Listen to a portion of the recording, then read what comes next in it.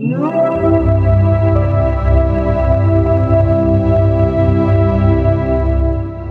Rinjani kembali banyak jadi perbincangan dan perhatian setelah kejadian tewasnya pendaki asal Brasil, Juliana Marins. Gunung Rinjani ini berlokasi di Pulau Lombok, Nusa Tenggara Barat, NTB.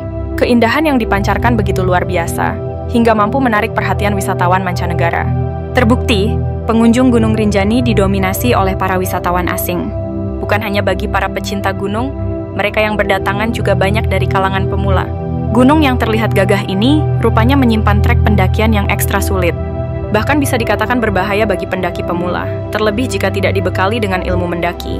Selain itu, masyarakat Lombok di sekitar Gunung Rinjani mempercayai Gunung Rinjani sebagai gunung yang angker. Rinjani membentang di wilayah 4 kabupaten, Lombok Timur, Lombok Tengah, Lombok Barat, dan Lombok Utara.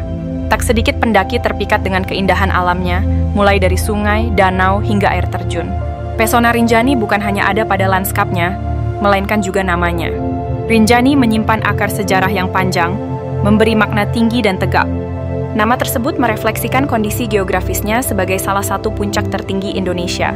Dalam berbagai cerita rakyat, nama Rinjani ini diyakini berasal dari sosok perempuan sakti bernama Rara Anjani, yang kemudian berubah menjadi Renjani dan akhirnya menjadi Rinjani. Bukti jejak nama Rara Anjani ini masih hidup di masyarakat, seperti pada penamaan Desa Anjani di Lombok Timur dan Gedung Dewi Anjani di Mataram.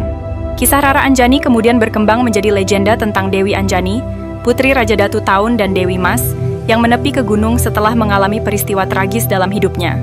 Ia kemudian melakukan pertapaan dan dipercaya diangkat menjadi Ratu Jin yang bersemayam di puncak Rinjani. Dalam beberapa kisah, Dewi Anjani dianggap sebagai jin baik dan pemimpin para jin muslim yang mendiami Gunung Rinjani. Tak heran jika sampai saat ini masih dilakukan ritual seperti menyembeh, yakni pemberian tanda di dahi para pendaki sebagai bentuk izin kepada sang Ratu Gunung. Nama Rinjani juga tercatat mengalami pergeseran dalam sejarah geologisnya.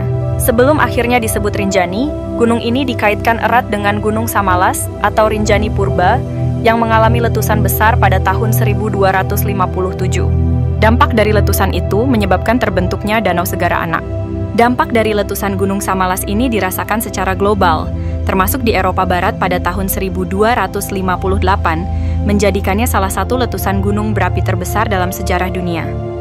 Cerita mistis yang ada di Gunung Rinjani ini adalah adanya mitos keberadaan Dewi Anjani yang bersemayam di Gunung Rinjani. Ada juga kepercayaan lain yang menyebutkan bahwa di sekitar Danau Segara Anak ada sebuah masjid besar yang dibangun para gaib. Berdasarkan kepercayaan masyarakat Lombok, gunung ini merupakan tempat berkumpulnya makhluk-makhluk gaib untuk membentuk sebuah kehidupan yang sama dengan manusia. Apabila ada pendaki yang mengganggu mereka, mereka tidak segan-segan membawa pendaki tersebut ke alamnya dan tidak mengembalikannya lagi. Banyak lokasi-lokasi di Gunung Rinjani yang dikaitkan dengan kejadian mistis, di antaranya yaitu Danau Segara Anak. Danau dengan luas 11 km persegi dan berada di ketinggian 2000 meter di atas permukaan laut ini menawarkan pemandangan yang luar biasa. Namun di balik keindahannya, tersimpan cerita penampakan makhluk halus dan suara-suara misterius di malam hari. Saat malam tiba, banyak pendaki yang melaporkan mendengar bisikan-bisikan, bahkan melihat bayangan-bayangan yang bergerak di tepi danau. Beberapa cerita menyebutkan sosok wanita berambut panjang yang kerap terlihat di sekitar danau. Pos 2 Sembalun. Pos 2 Sembalun ini titik peristirahatan bagi para pendaki yang menuju puncak Rinjani via Sembalun. Suasana sunyi dan terpencil menambah kesan mistis di pos 2 ini. Cerita-cerita tentang penampakan makhluk halus dan suara-suara aneh sering dikaitkan dengan pos ini, terutama saat malam hari. Pelawangan Sembalun. Pelawangan Sembalun merupakan sebuah titik pandang yang terkenal dengan pemandangan matahari terbitnya. Lokasi ini menawarkan pemandangan luas pegunungan dan Danau Segara Anak. Banyak pendaki melaporkan perasaan tidak nyaman, mendengar suara-suara aneh, atau bahkan mengalami kejadian-kejadian aneh yang tidak dapat dijelaskan secara logis. Beberapa cerita menceritakan tentang penampakan sosok misterius yang menghilang begitu cepat. Kawah Gunung Baru Jari. Gunung Baru Jari muncul setelah letusan dahsyat Rinjani pada tahun 2009. Cerita mistis yang beredar di sekitar kawah ini berkaitan dengan suara-suara jeritan dan tangisan yang sering terdengar di malam hari, diyakini sebagai manifestasi dari roh-roh yang terperangkap di area vulkanik yang berbahaya ini.